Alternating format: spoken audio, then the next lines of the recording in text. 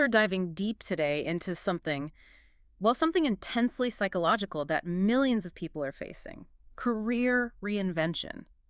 Either after a job loss or, after hitting that absolute breaking point of chronic burnout. And this isn't just about updating your resume, it's about rebuilding your entire sense of self. That's so true. Our sources really emphasize this idea that we're living in what some people are calling the identity economy.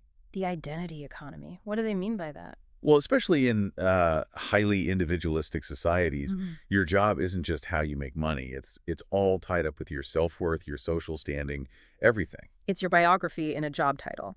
So when you lose it or when it just fails you completely through burnout, you're looking at a real identity crisis. Exactly. So our goal at this deep dive is to go beyond just the stress of the job hunt. We want to use some of the clinical models and these incredible stories we found. Oh, like the executive who became an archaeologist? Yes, to really map out the psychological journey here Yeah. and hopefully provide a pathway back to a sense of purpose. Right, to give you, the listener, a framework, a way to understand the chaos so it feels a little less, overwhelming, a little more structured. Okay, so let's start there. This identity economy.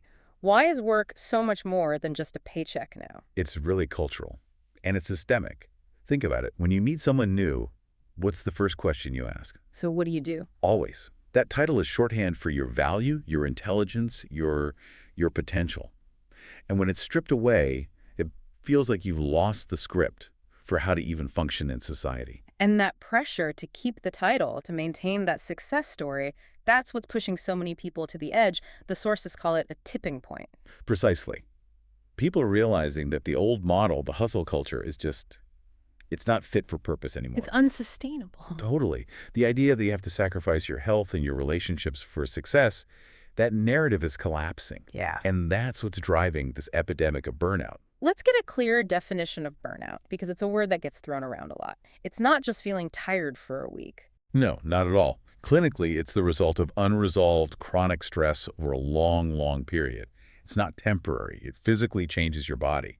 It can lead to really severe consequences. We're talking high blood pressure, increased risk of stroke, heart disease. There's all those psychosomatic things too, right? Like IBS, fatigue, stomach problems. It just degrades your entire system. What I found so interesting in the sources is that burnout isn't just one thing. It shows up in different ways. It does. We see three main types. The first is what you'd call frenetic burnout. That's your classic overachiever, overloaded, running on fumes, can't say no. Right. And then there's the one that seems kind of counterintuitive, but just as damaging, bore out. Bore out. It's a quiet killer. It's when you are consistently under-challenged. Your brain is basically starved of purpose. And the stress comes from that, from the meaninglessness. So running too fast or sitting still for too long, the result is the same level of exhaustion. Exactly. And that leads to the third and most severe type, which is worn-out burnout. This is someone who is just ground down, emotionally, physically, socially, completely depleted.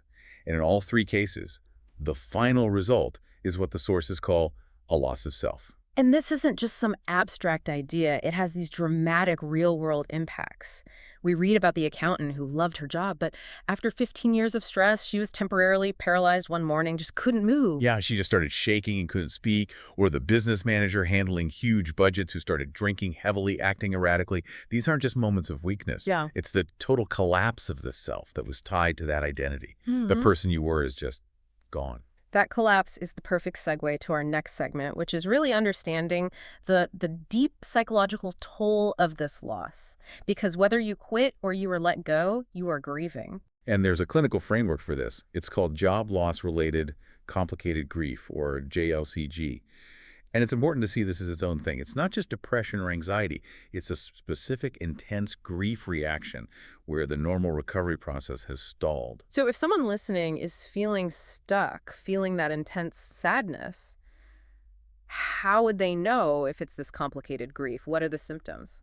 Well, JLCG is really anchored to the lost job. So you'll see a constant yearning for that specific role, a preoccupation with memories of the dismissal, just replaying it over and over.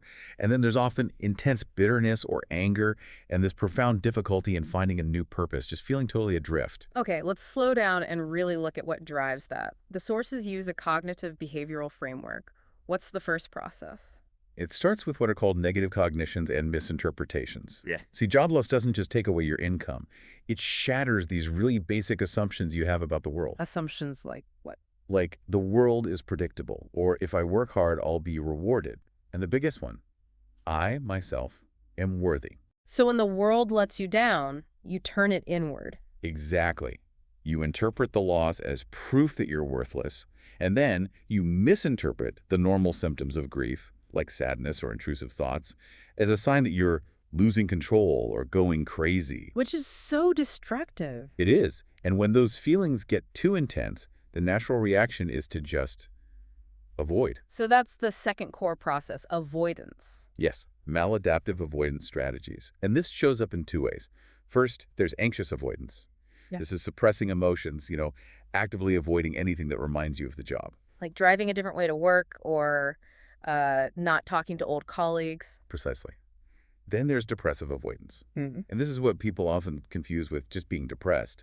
It's inactivity, apathy, pulling away from friends and family. Which is the exact opposite of what you need. It's a vicious cycle. You withdraw, which cuts off your social support, which is the very thing you need to challenge all those negative thoughts. That makes so much sense. And the final process is about just not being able to accept that it's over. That's right. Insufficient integration. You can't accept that the loss is irreversible. You feel stunned, even months later.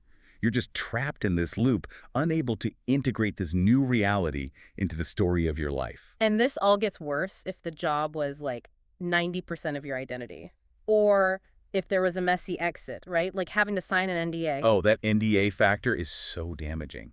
Because if you can't talk about it, if you can't correct the record in your own mind, you're just stuck with those bitter thoughts. It just locks the grief in place. This shows why telling someone to just get over it is so useless. But it does bring us to the pivot, the search for purpose.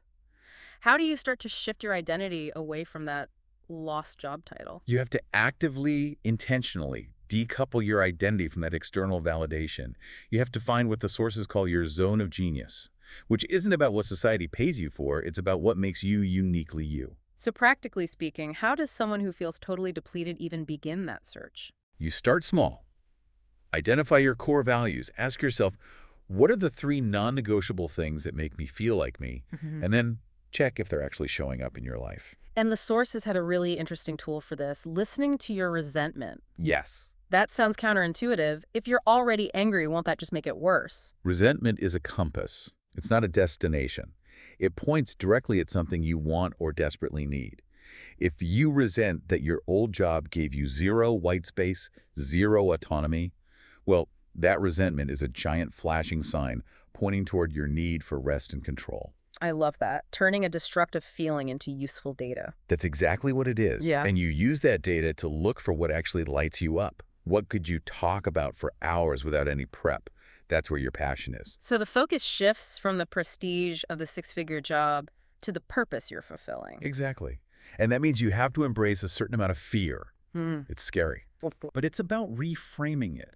It needs to be a healthier kind of fear, the anxiety of growth, not the dread of stagnation. It's a shift into feeling self-empowered because you're choosing your values. Like that executive who became an archaeologist. He took a huge pay cut. A massive one. He went from 6 figures to starting at 19,000 pounds a year, doing manual labor sometimes. But he talked about loving the academic, brain-challenging part of it. The trade-off was worth it because he chose purpose over prestige. For someone listening who might be interested in a few things but is terrified of committing to a whole new career, what's the middle ground? You treat new interests like test runs, take a short course, volunteer, start a tiny side project. You are not signing a lifetime contract.